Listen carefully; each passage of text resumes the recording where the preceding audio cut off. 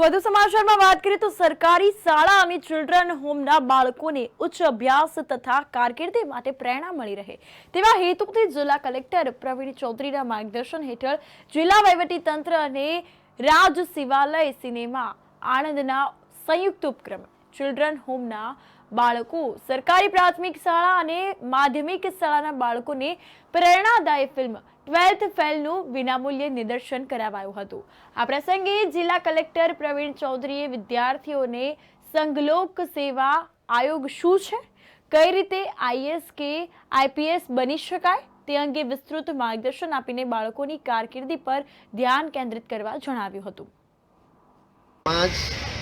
રાજ શિવાલય cinemas ત્યાંના માલિક હરીશભાઈ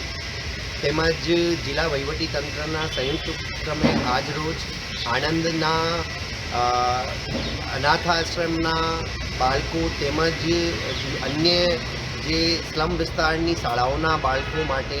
આજે સિનેમાઝ તરફથી 12th ફેલ જે એક યુપીએસસી જે સંઘ લોક સેવા આયોગ તરફથી આયોજિત ઓલ ઇન્ડિયા સર્વિસની જે પરીક્ષા હોય છે આના લગતી જે મૂવી છે, જે મૂવી બતાવે છે કે સંઘર્ષ કઈ રીતે સંઘર્ષ અને સંઘર્ષમાં જો શ્રદ્ધા હોય, દ્રઢતા હોય તો કઈ રીતે તમે સફળતા પ્રાપ્ત કરી શકો છો। આ મૂવીનું આયોજન નાના બાળકો,